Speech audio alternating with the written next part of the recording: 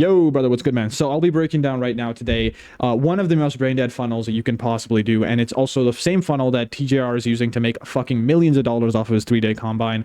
It's the same thing that Iman's rinsing to make tens of millions of dollars for the 4th time, which is crazy. And it's also the same thing Shelby's using, and it's the same thing that Brez Scales has already used in the past as well. So this funnel is super simple. It has like 5 main steps. I'll go into detail on them each. Now, traffic is the first step, and traffic generally can cost $0, or you can do cold traffic. And this is the eyeballs kind of section. The main thing is that your brand is the multiplier, right? Your organic brand is the outside right here, all coming straight into meta ads. These should be cold and pointed straight at strangers, or they should be retargeting if you have a lower ad spend going straight into your opt-in page. Because the gap between ads on their own and your organic brand supplementing those ads is literally insanity, because I've seen 5x increases in ROAS simply because they had an actual personal brand compared to somebody who didn't, right? Because if you have the organic brand, bro, you can actually nurture every single person that comes into your funnel so much. And 5x might be a bit much. I would say more like 1.5x to 2x, but that's still an insane amount, right? It's the difference between 500K and a million, right? So you want to climb the ad ladder by spend. A lot of people go straight up here, but if you haven't gotten a proven baseline, it makes no sense to do that. The first thing you want to do is you want to go for boosted posts. Now, boosted posts are nice in the platform because they're super quick on Instagram. What I would recommend is moving them straight into the ads manager, because you can just boost posts from the ad manager and you get far more control and granular control on which posts are boosted, how they're boosted, how much money you spend, and it gives you far more data than just doing the Instagram app. So around this area, you want to go for boosted posts. Now, from $50 to about $150 per day, you want to do retargeting, and this should be 90% of your budget when you are small in ads, but your organic brand is quite large, because retargeting is going to make it so that everybody sees you everywhere, which allows you to fulfill what's essentially called the 7-11-4 rule far quicker, which means people need to watch 7 hours of your content across 11 different touch points across 4 different locations for them to eventually buy a high ticket product from you. Retargeting ads just make this way fucking faster, and so it's a no bueno to go ahead and do it. And then, of course, after that, you can do cold traffic or cold profile / follower ads. Now, this unlocks last. Why? Because this is so much harder than all the other ads, and essentially it just costs far more. It makes no sense to do it when you're at a lower cost, essentially. So when you are able to spend another $150 to $200 a day on top of the retargeting and boosted posts, I would recommend moving straight over to this. And maybe earlier, if you have a very small personal brand and you just want to go straight into ads and kind of just throw yourself at it. And then there's the paid opt-in. Now, this is the thing that makes this shit so unique. This funnel absolutely prints because of the paid opt-in. What this is essentially a paid gate, about 50 to 100 bucks, right? Super cheap. And why does this matter, though? Why is this so insanely powerful? Well, the reason I'm glazing this so much is because essentially the free opt-in is horrible compared to the paid opt-in, and there are multiple reasons for this. If you look on the left, the free opt-in not only has a bunch of tire kickers, but it also has a bunch of unqualified leads. They have tire kickers, unqualified leads, and unmotivated leads, meaning what's going to happen is that your show rate is going to absolutely plummet, your close rate is going to absolutely plummet, and your engagement on the webinar is also going to absolutely plummet. And on top of that, your ad budget is going to keep draining because you have no way to fulfill it before your 3-day event, which could have ads going out for like months in advance for some of these events.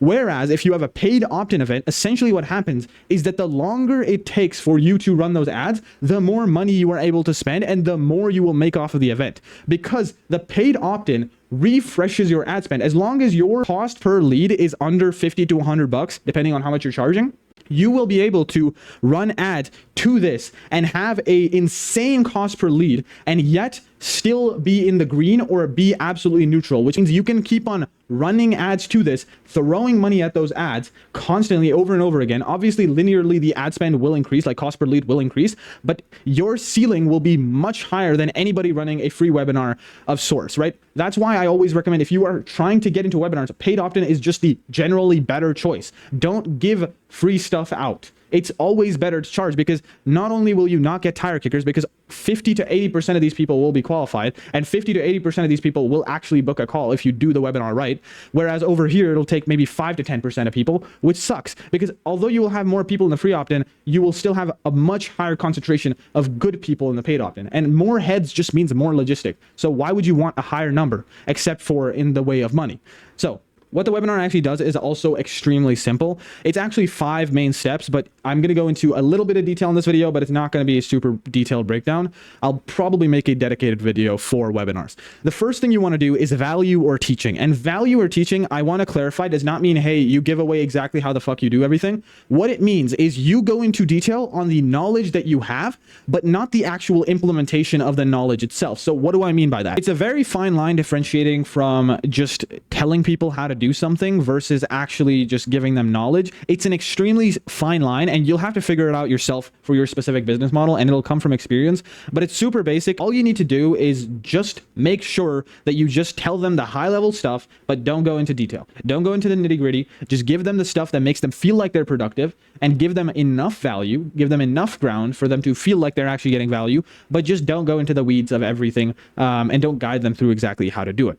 And that brings us into the second point, which is the pivot. Now, the pivot is extremely interesting because this is where a lot of people are extremely unnatural, and it can feel very salesy, and you can become a snake oil salesman extremely quickly, because the teaching content should make sense and flow into the pivot, into the offer, right? This is the pivot. Obviously, going into the offer is extremely important because teaching to selling has to be an extremely smooth curve. And to make your teaching content properly flow into the offer you're actually selling, all you need to do is you need to prime the actual prospect before you give them the offer. So how do you prime the prospect? Well, number one, you want to give them the information of how everything kind of works, but you always want to outline where people struggle, number one. And then number two, you also want to go into detail on kind of where you will see the most issues. So tell them the issues with the business model. Tell them why the business model sucks in some ways, what the hard parts are, and what takes time to actually do and how long it takes to do that. So you're priming them, and in their brain, you're trying to get them to think about your offer. Essentially, what you're trying to do is you're trying to get them to imagine, oh my God, this sounds perfect. If only I had XYZ thing, I would be able to be so successful with this. That is the highest level of this type of webinar. If you can do this properly, that is quite literally going to make the offer a layup, because you can transition so smoothly, and actually the viewer will thank you for showing them the offer, because you'll just say, hey, we actually do this exact thing, blah, blah, blah. You know, this solves these issues, these issues, these issues. This is what it is, right? This is the most important part, arguably, of the entire webinar. And a lot of the places where people fuck up is not as important as this specific place. And this is also the place where a lot of people fuck up the most, right? So once you're able to really master this, this will make it so that your webinar performs so much better in any circumstance. And then there's the offer pre-frame, which is basically what happens, what you pivot into essentially, right? So the offer pre-frame is super simple. What you want to be doing is, while you're kind of glazing the offer, you also want to give them the dream outcome, because previously you've already told them what the issue is, but you also want to sell them on the dream outcome, like 10K a month, you know, what they're going to look like, what their life is going to look like in the future. And you also want to give them the price anchor. Those are the two things you use for the offer pre-frame, because you're going to want to anchor early, especially with the price anchor. You want to anchor early because that makes it so that the real price feels so much smaller when you actually reveal it later on the webinar. And then there's, of course, objection crushing. Now, this is very important specifically for the sales reps. This makes it so that their job is quite literally just a checkout or a cashier, essentially. Like, that's what they're fulfilling. That's the role they're fulfilling, if you can get the objection crushing part correct. And you want to go for, obviously, the big four, which is too expensive, no time, won't work for me, and I'll think about it. But you also will probably have 2 to 3 main objections that you see for your specific niche, at which point you just want to compile those. You'll probably be able to find those 2 to 3 objections that you have in your ICP doc or market research doc if you already have that. If you don't, you should be fucking having it. Whenever we have our clients hop on, we have them go ahead and fill out a fat ass market research doc. It's about 5 to 6 pages. Once filled out, we sit with them for like a few hours, get it filled the fuck out, and we're able to kind of use that for a lot of these things, especially this objection crushing. You should also have all of your objections noted down in that exact way. Now, obviously, you can make a bit of a simpler document, or you can just work with us and we can give you the exact document, guide you through how to actually fill it out, and give you the kind of systems we have for implementing that into our copy as well. But essentially, you just need something that can give you these objections and personalize the last 2 to 3 of them. And by the time you do this, and by the time they book a call after this, the wall is completely gone. And so your goal here is to make sure that the webinar is where the selling happens. Understand that the pivot is the turn, and you want to be able to pre-frame the offer properly, as well as crush every objection before your closer even sees the lead or even knows the lead exists at all. So Obviously, we got the webinar and we got the paid opt-in, but what about the actual application and the call? Now, this is a part that a lot of people look over because it sounds very unsexy, but it is one of the quite most important parts of this funnel. If you lose one, the fucking funnel doesn't work. But the main thing you really want to focus on is to understand why we have the application in the first place and when you don't want to do the application. So when we have the application to call, we have them filtered twice, essentially. They're pre-sold by the webinar before they ever even get on the actual call.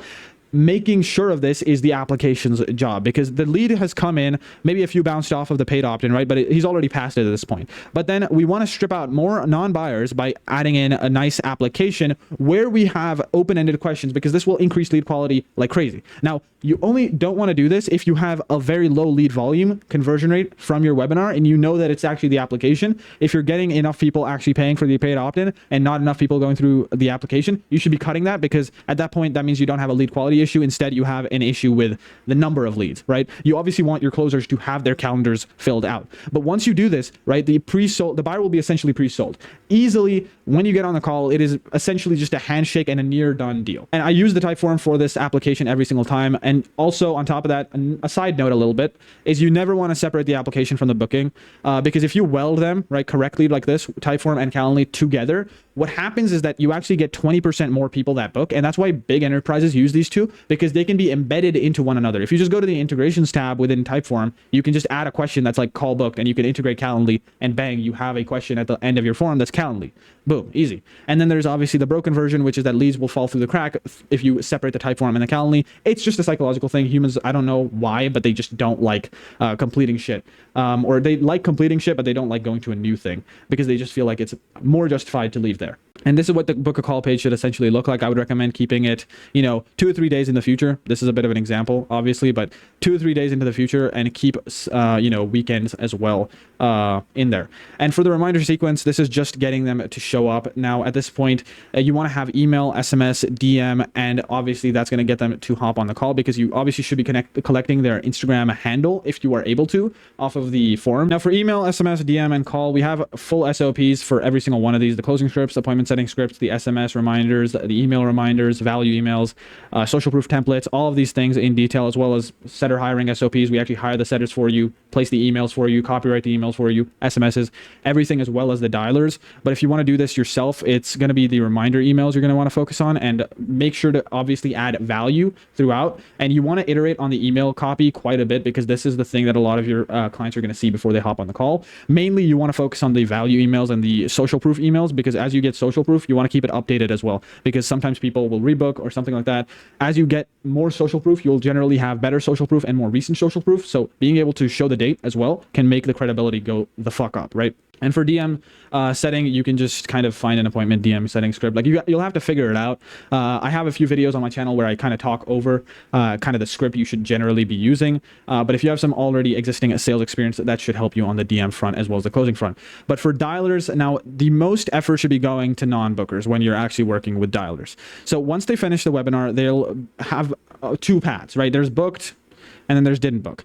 The dialer should be calling the booked people within 5 minutes. If he's not, fire your fucking dialer or get on a call with him and tell him to man the hell up. If he's not able to actually do that, because his whole job is to do this. You're paying him to do this. Don't fucking let him pussy out on this and say, oh, I called them within 15 minutes. I don't give a fuck. You should be doing it within 5 fucking minutes, right? And then secondly is the didn't book, you want to have them go ahead and call these people even faster. Like preferably the faster they do on average, I would honestly incentivize them. So faster the dialer calls the lead, the more money they actually make at the end of the month. So you can give a commission split based off of that as well. So the faster they call, the more money they generally make. That's kind of how we run it. And you want to have the dialers just following up on these guys like once a day for the next 7 days. Like every fucking day, they should be getting called unless they tell you to get the hell away from that, right? To shut up. Unless they say something, you have to constantly call them over the next 7 days and then call them the next week after that. You want to have your dialers hungry as hell going for these people. Like they should not be backing down unless the person genuinely says, do not call me, right? Unless we get a response, do not have the dialers back down at all. For booked people, we already have them saved, so that's why we don't call them constantly. If they aren't responding to the dialer's call, then we call them, the next day, right before their call, etc. But we just need the dialer to call them once, right? That's it. The goal here, though, is to weld the type form to the Calendly, never separate them or the leads will fall through. You want to run a simple reminder sequence before the call, as well as value, social proof, all that jazz, and dialer the booker within 5 minutes to lock the call in, and put most of your dialer effort on the people who did not book, and do warm outreach to set them on the call through your setters. Which brings us into the final fifth part, which is the close, where you get the money bags, you know, the cash money, all that beautiful stuff that we're looking for here. And here, this is the big ascension part of where you're actually going to make your most money. This is not where the front end is obviously not where the money is made. It is where buyers are actually made, at which point the close obviously gets their credit card and you go ahead and win. The webinar is pre-sold the offer at this point. The filters have qualified the buyer and objections have already been handled. You just need to confirm the decision before the call. And this is why webinars are able to sell $1,000 offers without a call, because now you can sell $5,000 with a call, right? So that's why I just see it as a no-brainer to have the closer be on here, right? And once you're able to do this, the big thing is, the reason I've given a big ass range right here is because high ticket has to be an ascension funnel. With these types of funnels, you will make so much more money if you focus all in on ascension, because essentially you're making a basic ascension funnel. It is $50 to $100, then they pay you, you know, $3,000 to $5,000, at which point they pay you, you know, $10,000, and then they pay you, you know, $25,000. I've even seen people go up to 100K, which is wild. It seems wild, but I mean, they make money. So the flywheel here is super simple. At the end of the day, it is why this business model absolutely fucking slaps and is quite literally my favorite type of funnel to go for a lot of the time, because you get high ticket revenue, you put it into ad spend, like, right, and then you go ahead and get more traffic, and then you put that back into ad spend. It's a self-liquidation loop, and then you go through the rest of the funnel, you get another bag, you know, $1 million, you spend that on the next event, because each event now just keeps on getting fucking bigger, because you have more money to actually pay for it, and then you have more money to self-liquidate, and once this wheel is spinning, it funds itself and essentially runs forever.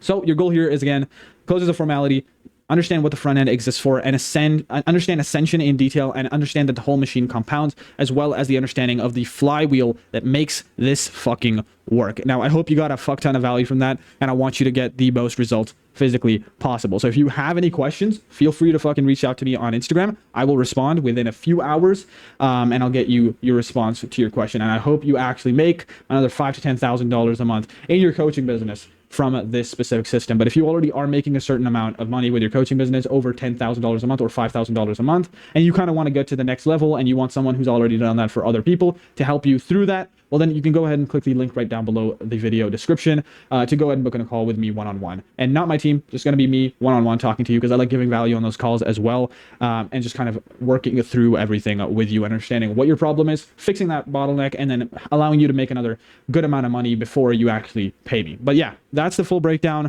Hope you got a ton of value from this video, and I appreciate you actually taking the time out of your day to go ahead and watch it. But otherwise, have a good rest of your day.